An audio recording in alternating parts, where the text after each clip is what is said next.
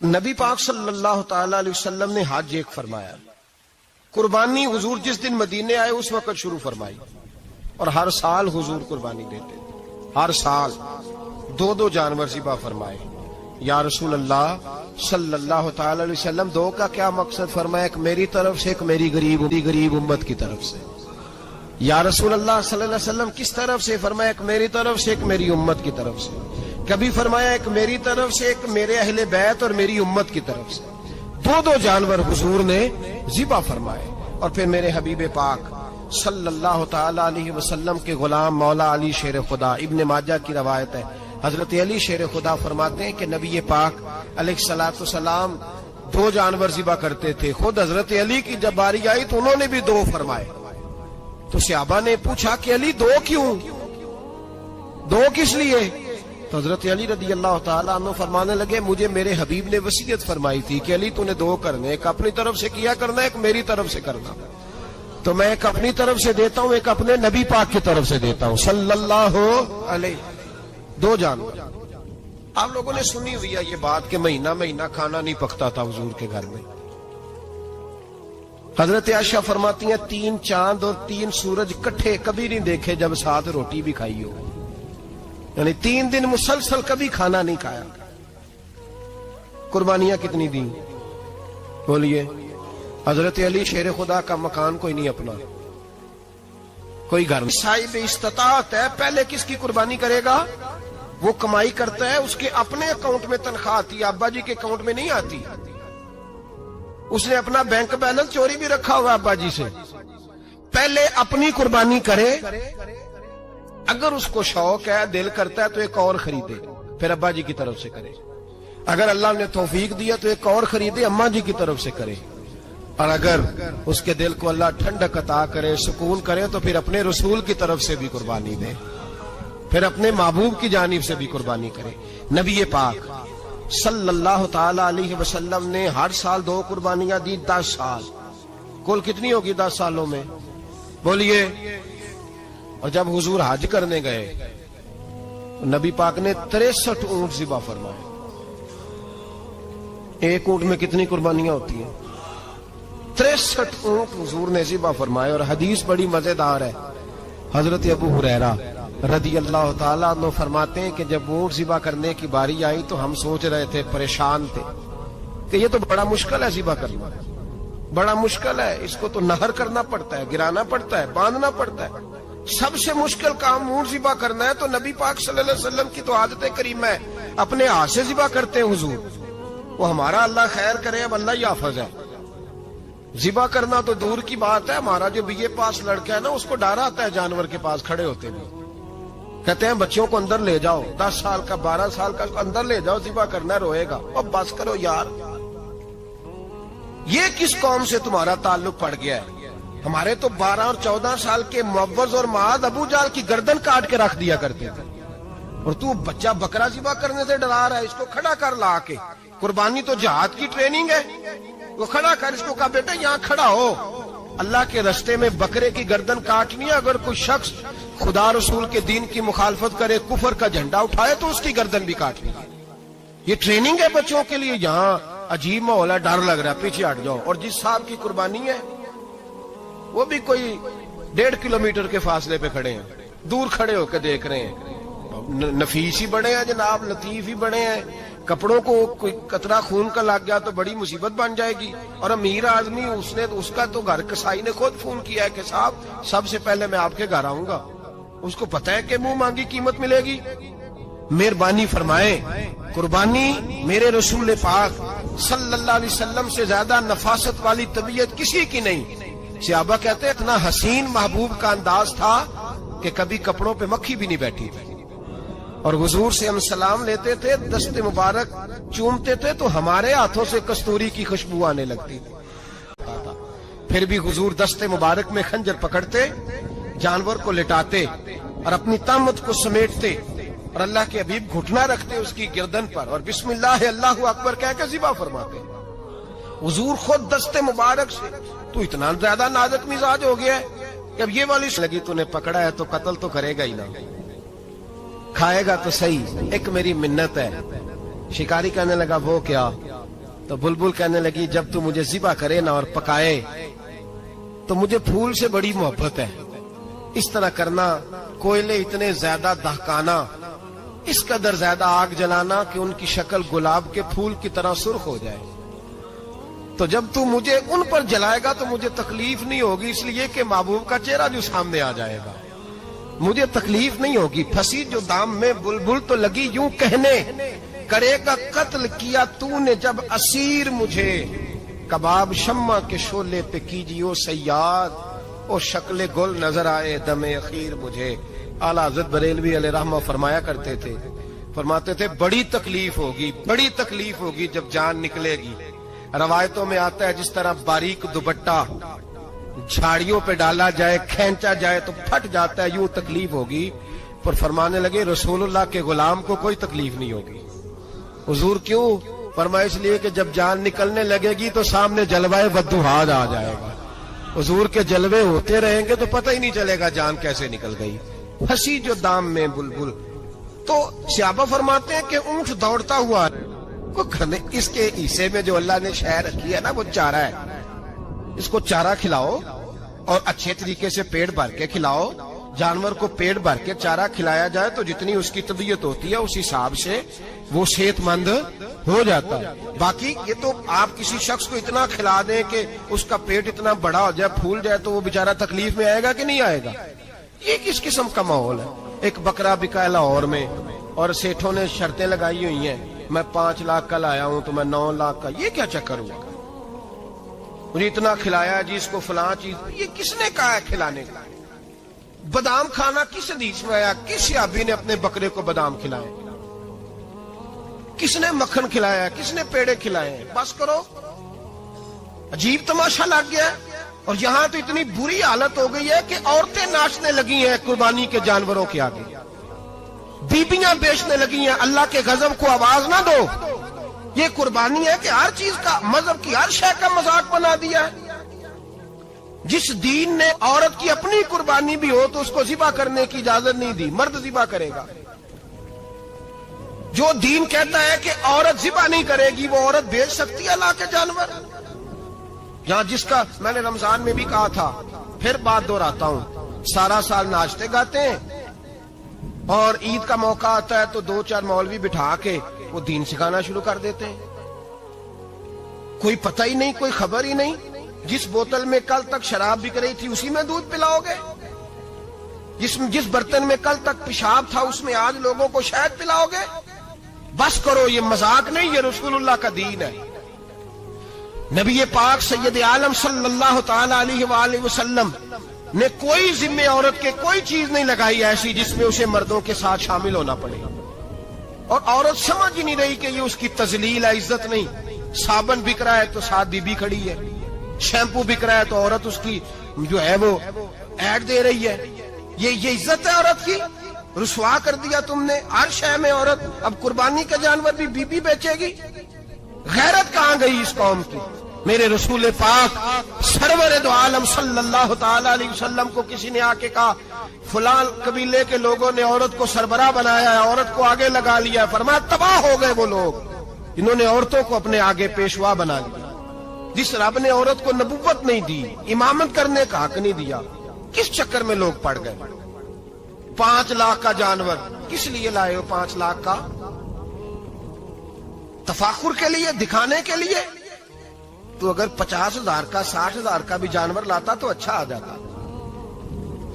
और 50,000 का जानवर लाए तो 5 लाख में कितने आते हैं? बोले तो 10 जानवर ज़िबा होंगे तो कितने गरीबों तक गोश्त जाएगा, कितने घरों का भला होगा। हर चीज का चक्कर उल्टा कर दिया गया है। और सिर्फ हज के लिए होती तो मेरे रसूल पाक कुर्बानी ना करते, और मेरे नबी पाक कुर्बानी देने का हुक्म। एक और बात बड़ी लोग पूछने लगे, कहते जी गाय की होती है, भैंस की भी होती है कि नहीं? चलो जी, अब नई बात निकल आई। हदीस पाक में लफ्ज आया ऊंट का, नबी पाक ने फरमाया बकरा 1 साल का, गाय 2 साल की, ऊंट 5 साल का। हदीस में लफ्ज आ गया ऊंट का। आपको बंदा कहे पहले बताएं नारका के मादा का, तो मैं किधर से आपको हदीस निकाल के दूं जिसमें नर भी और मादा अलग-अलग हो? हदीस पाक में जिक्र आ गया दुम्बे का, मेंढे का। अब बाकी जो सारे जाग रहे हैं ना, अब गौर फरमाएं, बाकी एक बकरा है, एक छतरा है, एक दुम्बा है, एक देसी बकरा है, एक पहाड़ी बकरा है, तो लहदा लफ्ज कहां से निकाल के दिए जाएं? ये सारी अनवा हैं, अकसाम हैं, नौ हैं। इसी तरह भैंस भी गाय की एक किस्म है। इमाम आजम अबू हनीफा फरमाते हैं नौ मिन्हु, ये उसकी एक किस्म है, 9 में से है, गाय की 9 में से है। आप आम लफ्ज बोलते हैं तो कहते हैं बकरा छतरा गाय भैंस, आम लफ्ज है ना। तो जब गाय कह दिया तो अब को बंदा कहे गाय आया तो पहले बताएं गाय तो है, तो इसमें बैल शामिल है कि नहीं? तो गाय की जितनी किस्में है ना, हमारे मुहद्दिसीन भैंस को गाय में शामिल करते हैं। भैंस गाय की एक किस्म है। तो नबी पाक सल्लल्लाहु अलैहि वसल्लम ने जब गाय का लफ्ज इस्तेमाल किया तो भैंस उसके अंदर आ गई। तो अगर गाय की कुर्बानी जायज है तो भैंस की कुर्बानी भी जायज है। अगर बैल की कुर्बानी जायज है तो कट्टे की कुर्बानी भी 100% जायज है। उसके अंदर 7 हिस्से डाले जाएंगे, उसे कुर्बान किया जाएगा, ये जायज है। अगर आप सही लफ्ज निकाल के दिखाने को कहेंगे तो फिर तो बड़ी चीजों में लोग उलझ जाएंगे।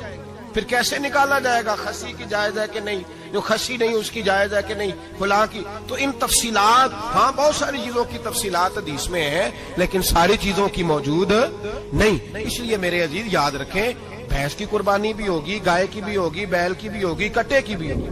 जिनकी नहीं उनकी नहीं। हमने कभी कहा हरण की कुर्बानी भी होगी या मुर्गी की कुर्बानी भी होगी। तो हदीस मुबारका के अंदर जो चीजें मौजूद है उनकी जितनी इकसाम है उन सब की कुर्बानी करना हाँ जायज है। और मेरे नबी पाक सल्लल्लाहु अलैहि वसल्लम ने फरमाया जानवर खूबसूरत हो, लंगड़ा ना हो, काना ना हो, जख्मी ना हो, खूबसूरत जानवर लाओ, उसको ला के ज़िबा करो। लोग कहते हैं चलो उतने पैसे अल्लाह के रास्ते में दे दें, तो ये काफी नहीं काफी। मुस्लिम शरीफ में, बुखारी शरीफ में मेरे नबी पाक सैयद आलम सल्लल्लाहु ताला अलैहि वसल्लम ने फरमाया 10 जिलहज को अल्लाह की नजर में इब्ने आदम का सबसे पसंदीदा अमल। लेकिन ना 10 जिलहज को, कल 10 जिलहज है तो बड़े काम होंगे, फजर की नमाज भी होगी, तकबीराते तशरीक भी पढ़ी जाएंगी। आज फजर से शुरू हो गई ना, 9 की फजर से लेकर 13 की असर तक तकबीराते तशरीक पढ़ी जाएंगी। अल्लाहु अकबर, अल्लाहु अकबर, ला इलाहा इल्लल्लाह वल्लाहु अकबर, अल्लाहु अकबर वलिल्लाहिल हम्द, अल्लाहु अकबर, अल्लाहु अकबर, ला इलाहा इल्लल्लाह वल्लाहु अकबर, अल्लाहु अकबर वलिल्लाहिल हम्द, अल्लाहु अकबर, अल्लाहु अकबर, ला इलाहा इल्लल्लाह वल्लाहु अकबर, अल्लाहु अकबर वलिल्लाहिल हम्द। कोशिश करें जब भी पढ़ें 3 बार पढ़ें। तकबीराते तशरीक भी पढ़ी जाएंगी, फजर की नमाज भी कल होगी, ईद की नमाज भी होगी, लोग और भी कुछ जिक्र अज़कार करेंगे। लेकिन मेरे नबी पाक सल्लल्लाहु अलैहि वसल्लम ने फरमाया 10 जिलहज को अल्लाह को अपने बंदे का जो काम सबसे ज्यादा पसंद है वो ये है कि वो अल्लाह के रास्ते में जानवर का खून बहाए। हालांकि नमाजें भी हैं, अज़कार भी हैं, तकबीरात भी हैं, सारा कुछ है, पर अल्लाह को सबसे ज्यादा क्या पसंद है? जानवर को कुर्बान करना। ये अल्लाह को बड़े खूबसूरत लफ्ज नबी पाक अलैहिस्सलाम ने फरमाया, कुर्बानी का जानवर कयामत के दिन अपने सींगों और खुरों समेत आएगा, और जिसने कुर्बानी की होगी उसकी बख्शिश करवा के उसे जन्नत में लेकर जाएगा। तो फरमाया इब्ने आदम का सबसे स्याबा जब जानवर ज़िबा करने लगते पहले ये दुआ पढ़ते, फिर कहते अल्लाहुम्मा तकब्बल मिन्ना कमा तकब्बलता खलील का इब्राहीम अलैहिस्सलाम व तकब्बलता हबीब का मोहम्मद सल्लल्लाहु अलैहि वसल्लम। ऐ अल्लाह हमसे भी कबूल फरमा जैसे तूने हजरत इब्राहीम से कबूल फरमाई, और जैसे अपने हबीब हजरत मोहम्मद सल्लल्लाहु अलैहि वसल्लम दुआ पढ़े। और जब जानवर ज़िबा करने लगे तो फिर पढ़े बिस्मिल्लाही अल्लाह, बिस्मिल्लाही अल्लाह। अच्छा, 2 आदमियों ने हाथ रखा हुआ है, 2 आदमियों। अब अगर एक ने भी ना पढ़ी बिस्मिल्लाह अल्लाहु अकबर तो जानवर हलाल नहीं होगा, दोनों को पढ़ना पड़ेगा। ये मसला याद रखना। एक और बात भी बतानी है आप, वो भी आपने याद रखनी। कुर्बानी के बड़े जानवर में कितने हिस्से होते हैं? 7। अब 7 हिस्सों में 7 की नीयत कुर्बानी की होनी चाहिए, 7 की। 6 हिस्से डाल गए जो चले थोड़े से زیادہ امیر لوگ نہیں تھے، نارمل تھے، انہوں نے 6 حصے ڈال لیے۔ 7واں امیر آدمی تھا، اس کو جا کے کہا یار ایک حصہ نہیں مل رہا، تو چل تو نے تو 2-3 بکرے لیے ہوئے ہیں، تو بھی شامل ہو جا۔ اس نے پہلے تو کہا نہیں یار میں نے اب لے لی ہے، پھر جب اصرار کیا تو کہا چلو ٹھیک ہے بڑے گوشت کا قیمہ کرا لیں گے۔ تو اس طرح کرو، ڈال لو میرا بھی حصہ۔ اب 6 کی نیت قربانی کی، 7ویں کی گوشت کی، کسی کی بھی قربانی نہیں ہوگی، گئے سارے۔ اب اس کے لیے شرط کیا ہے کہ اس کو بھی آپ، اصل میں ہمیں مسائل نہیں آتے، نہ ہم سیکھتے ہیں نہ پتہ کرتے ہیں، پھر خرابی ہوتی ہے۔ اب اس سے کہیں کہ یار قربانی سے پہلے اپنی نیت کا اعادہ کر، اپنی نیت کا اعادہ کر، بتا کہ تیری نیت کیا ہے، اگر غلط ہے تو صحیح کر لے، تاکہ سب کی قربانی تو بتا۔ یہ جو تو رکھ رہا ہے قربانی، تو کس کی قربانی کر رہا ہے؟ دادا جی کے نام کی، ابا جی کے نام کی، اپنے پیر کے نام کی، استاد کے نام کی، یا رسول پاک صلی اللہ علیہ وسلم کے نام، نبی پاک کے نام کی؟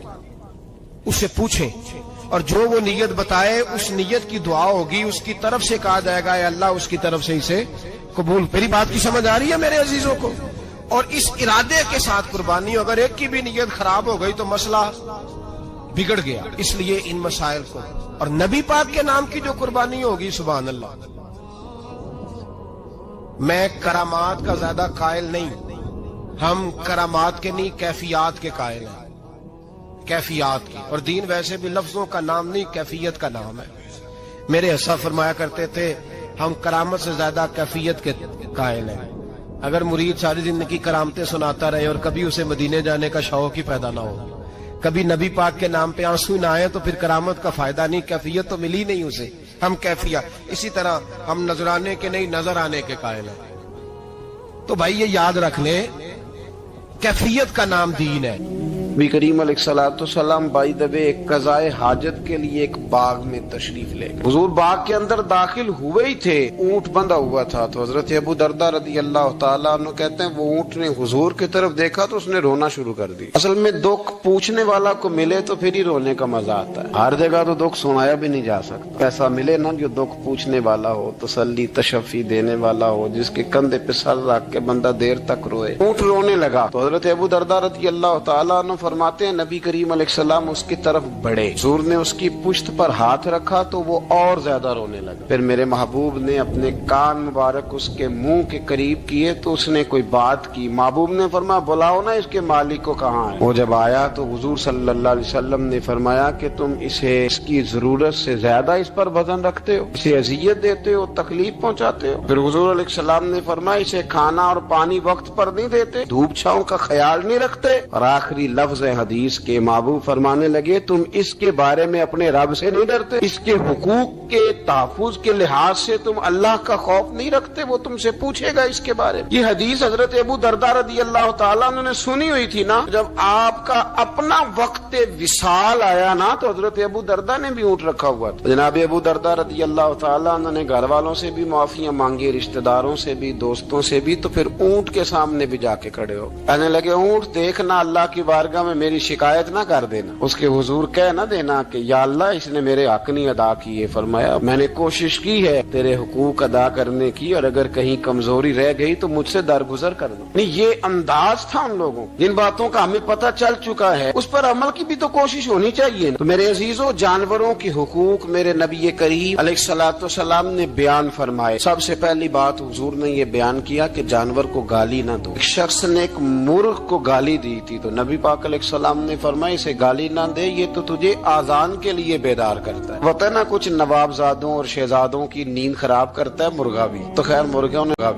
مرغوں نے اذانیں پڑھنی چھوڑ دی۔ تکلیف کی بات ہے، خوشی کی بات نہیں، درد کی بات، یہ اذیت کی بات نہیں۔ وہ وطن بھی کو وطن ہے جس میں اذان کی آواز ہی نہ آئے، وہ دیش بھی کو دیش ہے۔ ہم جا کے اب بسنے لگے ہیں ٹاؤنوں کے اندر، سوسائٹیوں کے اندر، جہاں اذان کی آواز ہی نہیں آتی۔ کچھ جگہ ہے جہاں اذان کی آواز ہی نہ آئے۔ ہمارے ہاں جو غریب لوگ ہوتے ہیں نا، وہ گدا ریڑھی پہ دفعہ سبزی بیچتے ہیں۔ یہ ہمارے آج کل کنو بہت زیادہ ہے مارکیٹ میں، تو میں دیکھتا ہوں کہ سڑک کے اوپر گدے کو بھی کھڑا کیا ہوا، اس لیے کہ اب وہ اسی کے اوپر سارا دن رکھے رکھیں گے اس کو اور شام تک جب تک بکے گا نہیں اس بیچارے کی خلاصی نہیں ہوگی۔ نبی پاک صلی اللہ علیہ وسلم نے فرمایا کہ جانور کو سواری بناؤ، کرسی نہ بناؤ۔ دو صحابہ بیٹھے تھے گھوڑے کے اوپر، ایک ادھر بیٹھا تھا ایک ادھر بیٹھا تھا، دونوں آپس میں باتیں کر رہے تھے۔ جس طرح ہمارے زمانے میں جو نئی کار خریدتا ہے نا تو اس کا بھی کوئی واقف مل جائے تو وہ روڈ کے اوپر کھڑے ہو کے بات کرتا ہے، چونکہ روڈ تو اس نے الاٹ کرایا نا اپنے نام۔ تو میرے جیسا آدمی کئی دفعہ پیچھے ہو بھی نا تو ایک دن بچہ مجھے کہنے لگا کہ زور سے ذرا ہارن دی، تو میں نے کہا یار اس کے پاس نئی دولت آئی ہے تو مطلب اس کو ہارن نہ دے، پتہ نہیں کہاں سے بولے گا، تو اس کا تو کچھ نہیں بگڑے گا تو ہمارے لیے مسئلہ بنے گا۔ یہ ارجنی اب یہ کھڑا ہے تو کھڑا، یہ اس کو لوگ چودراہٹ سمجھتے ہیں، یہ چودراہٹ نہیں ہوتی، اس سے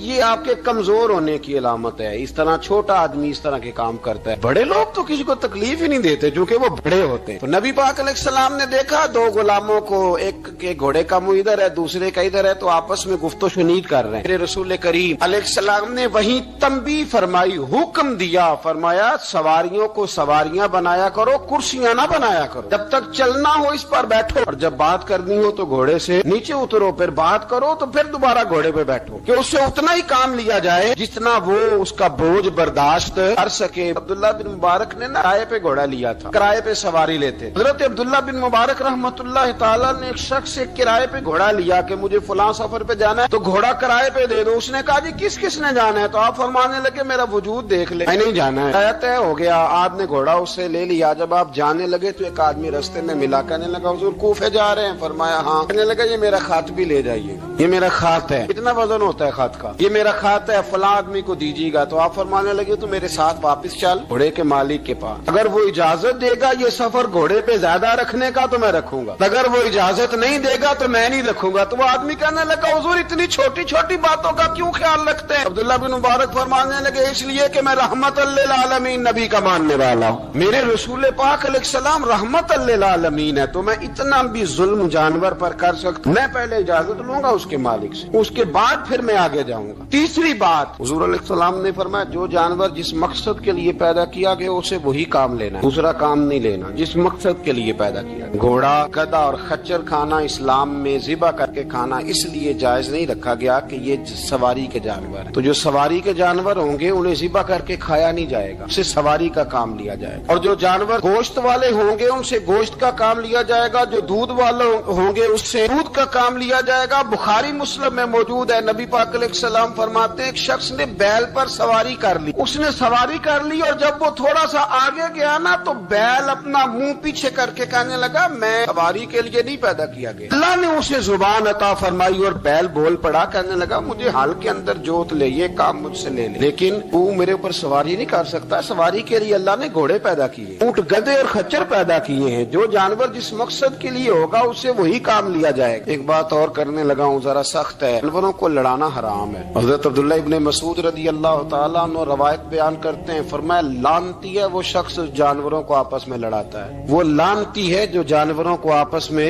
اور آپ اس ملک میں رہتے ہیں جہاں کروڑوں روپے کی شرطیں لگتی ہیں جانوروں کی لڑائی، جانوروں کو اذیت دی جاتی ہے، تکلیف دی جاتی ہے، کبوتر اڑائے جاتے ہیں، اور انعام اس کو ملتا ہے جس کا کبوتر دیر کے بعد آئے، کبوتر باز کبوتر کو بیٹھنے نہیں دیتا، یہ حرام ہے، شریعت اسلامیہ میں حرام ہے جانوروں کا لڑانا، اور ان کو ایک دوسرے کے خلاف ابھارنا حرام ہے، دین میں منع کیا گیا ہے۔ اب جانور کو اگر پالیں گے بھی تو اس حد تک پالیں گے کہ جس حد تک اس کو کسی اذیت میں مبتلا نہ کیا جائے۔ کتوں کی لڑائی کرائی جاتی ہے، مرغوں کی لڑائی کرائی جاتی ہے، جانوروں کو اذیت پہنچتی ہے، بیلوں کی لڑائی ہوتی ہے، سینگ ٹوٹ جاتے ہیں، لہو اتنا بہتا ہے جانوروں کا کہ دیکھا نہیں جاتا، لیکن سامنے بیٹھنے والے تالیاں بجا رہے ہیں، یہ تو بڑے سخت دل لوگوں کے رویے کہ جانور کا خون بہ رہا ہے اور آپ تالیاں بجا رہے ہیں، مرغے بیچارے کی چونچ لہو لہان ہو گئی ہے، سامنے والے نے اتنا مارا ہے اور یہاں تالیاں بج رہی ہیں کہ میرا جیت گیا، بجائے اس کے کہ اس کو پٹی کی جاتی، اس کو دیکھا جاتا۔ یہ تو سنگ دل لوگوں کا کام ہے، ہم تو رکھا جاتا، یہ تو سنگ دل لوگوں کا کام ہے، ہم تو رحمت للعالمین نبی کے غلام صلی اللہ علیہ وسلم، ہمارے دین نے تو ہمیں یہ مزاج ہی نہیں دیا، ہم نے تو پیار کرنا، ہم نے تو محبت بانٹنی، ہم نے تو شفقت کرنی۔ نبی پاک علیہ الصلوۃ والسلام نے انور سے اس کے بچوں کو جدا کرنے سے منع فرمایا، جب تک بچے کو ماں کی ضرورت ہے اسے جدا نہیں کیا جائے۔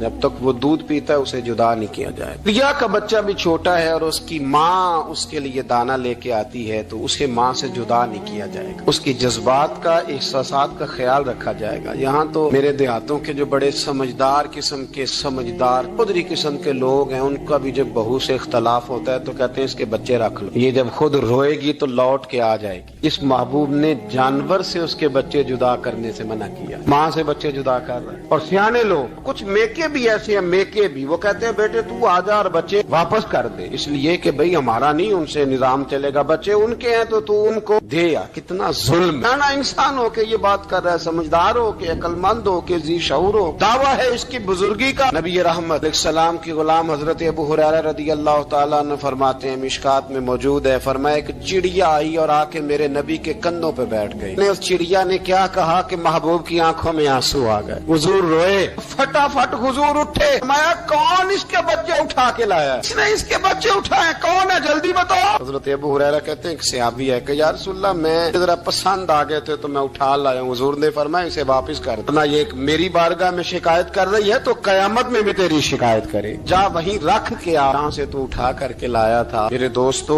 دین اتنے اعلیٰ حقوق بیان کرے جانوروں کے، اور انسان اس سے آگے بڑھ کے انسانوں کے ساتھ سلوک کرے. ہم نہ سیاست سے بادشاہی لینا چاہتے ہیں، سیاستدانوں کے اپنی جیب سے اشتہار چھپوا کے بادشاہی لینا چاہتے ہیں، ڈیرا بنا کے بادشاہی لینا. نہ بادشاہی تو رحم کرنے سے ملتی، بادشاہی تو شفقت کرنے سے ملتی، بادشاہیاں تو اللہ کی مخلوق سے پیار کرنے سے ملتی. بادشاہیاں، امام احمد بن حنبل رحمۃ اللہ تعالی علیہ فرماتے، میں نے ایک محدث کا تذکرہ سنا کہ وہ میرے محبوب کی حدیثیں بیان کرتے ہیں تو کہتے ہیں میں شوق علم میں ان کی بارگاہ میں پہنچا. جب میں گیا تو کتے کو کھانا کھلا رہے، میں نے سلام لی تو انہوں نے جواب تو دیا پر کوئی اتنی توجہ نہیں کی میری طرف. میرے دل میں خیال آئیے محدث ہیں اور کتے کے ساتھ اتنا پیار کر رہے ہیں، میری طرف دیکھا ہی نہیں. تو فرماتے ہیں وہ کتے کو کھانا کھلا کے فارغ ہوئے تو میری طرف دیکھ کے کہنے لگے احمد بن حنبل میرے علاقے میں کتے نہیں رہتے، کتے دوسرے شہر میں زیادہ پائے جاتے ہیں، یہ بھوکا تھا تو ادھر آ گیا تھا. اور تمہیں حضور علیہ السلام کی وہ حدیث تو پتہ ہوگی، نبی پاک نے فرمایا جو کسی کے ساتھ امید لگائے اور وہ آدمی اس کی امید پوری کرنے پر قادر ہو پھر بھی امید پوری نہ کرے، قیامت کے دن اللہ اس کی بھی بہت ساری امیدیں پوری نہیں کرے گا، اسے سزا ملے گی. امید پوری کرنے پر قادر تھا، مجبور نہیں تھا، پر پوری نہ کی تو اسے قیامت کے دن سزا ملے گی. فرمایا یہ کتا امید لگا کے آیا تھا میرے گھر میں کھانے کی، اگر میں پوری نہ کرتا تو پھر حضور کی اس حدیث پر عمل کیسے ہوتا اور پھر مجھے حدیثیں بیان کرنے کا مطلب کیا سمجھ میں آتا. امام احمد بن حنبل رحمۃ اللہ تعالی علیہ فرماتے ہیں میں نے کہا استاد جی اجازت دے دیں. کہا کدھر آئے تھے؟ کہا حضور جس کام آیا تھا نا وہ میرا بڑا ہی اچھا ہو گیا، وہ بڑا شاندار ہو گیا، جو حدیث بھی آپ نے بیان کر دی اور صرف بیان نہیں کی، آپ نے تو عمل کر کے بھی دکھا دیا، آپ نے تو اس حدیث پر منوان عمل کر کے بھی دکھا دی. جانور کے ساتھ حسن سلوک کرنا، اس کے ساتھ پیار کرنا. کچھ جانور موذی ہوتے ہیں، شریعت نے انہیں مارنے کی اجازت دی ہے، اجازت دے دیا. جو جانور تکلیف دیتا ہے، اذیت دیتا ہے، اسے مارا جا سکتا ہے. لیکن جانور کے حقوق کا لحاظ کرنا، اس پر رحم کھانا، اس پر توجہ دینا، ان چیزوں کو سمجھتے نہیں. امیر ملت، اور اگر میں کہوں بانی پاکستان تو میں ٹھیک کہوں گا. بانی آڈ تھا ایک اس وقت انگریزوں کا بڑا، جماعت علی شاہ صاحب محدث علی پوری بھی پاکستان کی تحریک چلا رہے تھے اور قائد اعظم بھی چلا رہے تھے. تو لارڈ نے قائد اعظم سے کہا تھا کہ قائد اعظم مجھے تیری سیاست سے اتنا ڈر نہیں آتا جتنا جماعت علی شاہ کے دین سے ڈر آتا، اتنا مجھے، میں آن دی ریکارڈ بات کر رہا ہوں ذمہ داری کے ساتھ، کہ تیری سیاست سے میں اتنا نہیں ڈرتا جتنا جماعت علی شاہ کے دین سے ڈرتا. اس لیے کہ یہ جب دین کا نام لے کے پاکستان کی بات کرتا ہے تو لوگوں پہ عدو تاری کر دیتا ہے، اس لیے میں تیری سیاست سے زیادہ اس کے دین سے ڈرتا ہوں. پیر ملت پیر جماعت علی شاہ صاحب ابو العرب بھی کہا جاتا. ان زمانوں میں عرب میں غربت آئی تو یہاں سے ہندوستان سے چندے اکٹھے کر کر کے پیر جماعت علی شاہ صاحب لے جایا کرتے. مدینہ شریف میں آج بھی جماعت منزل موجود، صاحب کی اپنی رہائش تھی. ملت پیر جماعت علی شاہ صاحب نہ مدینے میں گزر رہے تھے تو بڑے بڑے مرید ساتھ تھے. اس زمانے میں لوگ ہاتھوں میں چھڑی رکھا کرتے، جانور اکثر ہوتے تھے تو چھڑیاں ہاتھوں میں ہوتی تھیں. تو پیر صاحب گزر رہے تھے، بوڑھے آدمی تھے، ساتھ تھے تو ایک کتا دوڑا دوڑا آ گیا. وہ پیر صاحب کے قریب سے گزرنے لگا تو ایک مرید نے نہ پیر صاحب کے قریب سے گزرنے لگا تو ایک مرید نے نہ کتے کی ٹانگ پہ ڈنڈا مارا، پیچھے ہٹ جا کپڑوں کو نہ لگ جانا. تو چونکنے لگا، رونے لگا. جب بھاگا نا تو لوگ کہتے ہیں ہم نے عجیب منظر دیکھا. 100 سال کے پیر جماعت علی شاہ صاحب پگڑی ہاتھ میں پکڑی اور کتے کے پیچھے بھاگنا شروع کر، دوڑ کے کتے کو اٹھا کے لائے اور یوں اس کو سینے سے لگایا. پیر صاحب نا اس کتے کو اپنی رہائش گاہ پہ لے گئے، اپنی پگڑی کھول کے نا تو اس کی پٹی کی، پھر دودھ کا پیالہ اس کے آگے رکھا کتے نے دودھ پی لیا تو پیر جماعت علی شاہ صاحب نے ہاتھ باندھے لگے مدینے کے کتے بھی پاک کی بارگاہ میں میری شکایت نہ کر دینا، حضور کی بارگاہ میں شکایت نہ کرنا کہ یا رسول اللہ یہ آتے حاضری دینا ہمیں تکلیف دیتے ہیں، شکایت نہ کرنا مصطفیٰ کریم کی بارگاہ میں نے نہیں اسے کہا تھا، اس سے بھول ہو گئی، میں معافی مانگتا ہوں۔ میرے عزیزو، وہاں درد تھا، وہاں سوز تھا، وہاں پیار تھا، وہاں محبت تھی، لیکن ہمارے رویے انسانوں کے حق میں تو کیا جانوروں کے حق میں سخت سے سخت تر ہوتے جا رہے ہیں۔ ہم نے اپنے شوق سے جانور لڑانے شروع کر دیے، کبوتر اڑانے شروع کر دیے، تباہی پر تباہی کا ماحول ہم فراہم کرتے جا رہے ہیں۔ ان سے پیار کریں، ان کو آسانی دینے کی کوشش کریں۔ کچھ لوگ ایسے ہوتے ہیں جو بیچارے بائی نیچر ہی کچھ پریشانیوں کا شکار ہوتے ہیں، اور قرآن مجید نے جو ارشاد فرمایا نا کہ کچھ لوگ نفس کی خواہش کو اپنا خدا بنا لیتے ہیں، تو وہ بلا وجہ بھی بہت ساری باتیں کرتے ہیں جن کا کوئی وجود نہیں ہوتا۔ عورت کو حقوق دلانے کے لیے بہت سارے لوگ بہت ساری غلط باتیں کرتے ہیں۔ جو لوگ یہاں سے کسی کو لے جاتے تھے نا دبئی دھوکہ دے کے، اور لے جاتے تھے یورپ میں، عرب ممالک میں دھوکہ دے کے لے جاتے تھے، تو وہ بھی کوئی خواب ہی تو دکھاتے تھے کہ اتنے لاکھ تنخواہ ہوگی، اتنا کچھ ہوگا، وہاں جا کے پتہ چلتا تھا کہ جیب سے بھی دینے پڑیں گے کچھ۔ بہت سارے لوگ ایسے ہوتے ہیں وہ سارے خوبصورتی کے نام پر ہی دھوکہ دیتے ہیں۔ آپ کو پتہ ہے کہ جو آدمی کسی کو لالچ دیتا ہے تو کسی کو لوٹنے کے لیے اسے لالچ دینا بڑا ضروری ہوتا ہے۔ لوگ پہلے لالچ دیتے ہیں پھر لوٹتے ہیں، پہلے مکمل لالچ دیتے ہیں، یہ چیز مل جائے گی، یہ چیز مل جائے گی، لوگ مکمل لالچ دیتے ہیں، اس کے بعد پھر لوٹتے ہیں۔ اور اگر لالچ نہ دیں تو کوئی آدمی قابو آئے گا؟ لوگ لوٹتے ہیں لالچ دے کر۔ اچھا، اب وہ جو جس کو لالچ دیا جا رہا ہوتا ہے وہ کہہ رہا ہوتا ہے کہ نہیں نہیں تمہیں نہیں پتا، وہ اس وقت ماننے کو تیار نہیں ہوتا، وہ کہتا ہے اتنی خوبصورت باتیں کر رہا ہے، اتنی اچھے پیغام دے رہا ہے، تم میرے دشمن ہو، تم مجھے منع کر رہے ہو۔ ہوش تب آتی ہے کہ جب سب کچھ لٹ جاتا ہے۔ عورت کو ویسے بھی قابو کرنا بڑا آسان ہوتا ہے۔ اعلیٰ حضرت بریلوی رحمۃ اللہ علیہ فرماتے ہیں بیٹیاں نازک شیشیاں ہوتی ہیں، ان کو تو ذرا سی چوٹ لگے تو ٹوٹ جاتی ہیں۔ دیکھیں کتنا بڑا جملہ کہا بریلی کے امام، نازک شیشیاں ہیں، ذرا کوئی آدمی گمراہ کرتا ہے، ذرا خراب کرتا ہے۔ اب دیکھیں نا، یہ جو بچیوں کو بچے مس گائیڈ کرتے ہیں، انہیں بڑے بڑے خواب دکھاتے ہیں، وہ بیچاری ماں باپ کو چھوڑ کے، بہن بھائی کو چھوڑ کے اس کے ساتھ شادی کرتی ہے، پھر جو اس کا بعد میں اشر ہوتا ہے، آپ ادلیاں نو سردار پہن تکے تے شرما والیاں نو جھوٹے ڈولیاں دے۔ پھر وہ بیچاری ماں باپ رکھتے نہیں، وہ ظلم کرتا ہے، تو کتنی بڑی تکلیف میں وہ بچی آ جاتی۔ نازک شیشی ہوتی ہے نا تو ٹوٹ جاتی۔ یہی حال اب جدید خواتین اور یہ جو کچھ اینکر پرسن ہیں، یہ اصل میں نا یہ آپ کو سیاست سکھاتے ہیں، لیکن یہ مادر پیدر آزاد لوگ ہیں، بالکل آزاد۔ یہ تو علماء شور نہ کریں، بات نہ کریں، گفتگو نہ کریں، مشائخ بات نہ کریں، اور یہ جو کچھ سنجیدہ اور دینی طبقہ ہے یہ کوئی شور نہ کرے، یہ تو روڈوں پہ ننگے ہو کے آ جائیں معاذ۔ خوفناک نظریہ رکھتے ہیں یہ لوگ۔ عورت کو کہتے ہیں تیرے حقوق ہم تجھے لے کے دیں گے، مثلاً وہ کون سا حق ہے جو تم نے لے کے دینا ہے؟ میرے نبی کریم صلی اللہ علیہ وسلم اس کو بیٹی بھی بنایا ہے، اس کو بہن بھی بنایا ہے، اس کو ماں بھی بنایا ہے، اسے بیوی کا عالی شان رتبہ بھی عطا فرمایا ہے۔ اور چونکہ بیٹی کا بھی حق بڑا بیان کیا جاتا ہے، بہن کا بھی، ماں کا بھی، اور بیوی کے معاملے میں لوگ سمجھتے ہیں کہ زیادہ بات نہیں کرنی چاہیے، شاید مسئلہ خراب ہو جائے۔ حالانکہ نبی پاک صلی اللہ تعالی علیہ وسلم نے بیوی کے بارے میں پتہ کیا فرمایا؟ فرمایا جب تم نکاح کر لیتے ہو تو جب تم نکاح کر لیتے ہو تو اپنا ایمان محفوظ کر لیتے ہو۔ اب میں اس کی شرح نہیں کرتا، آپ خود کر لیجئے گا کہ وہ ایک ایسی شخصیت ہوتی ہے کہ جس کی موجودگی میں آپ کا ایمان محفوظ ہے۔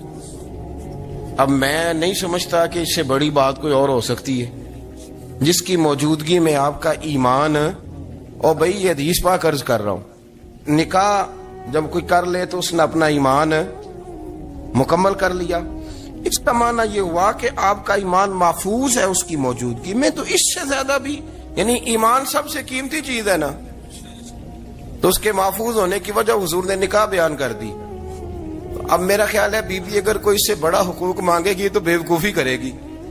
اتنا بڑا درجہ نبی کریم نے اسے عطا کر دی, اتنا بڑا مقام دے دیا کہ تو خامند کے ایمان کے محفوظ ہونے کا ذریعہ بن گئی ہے.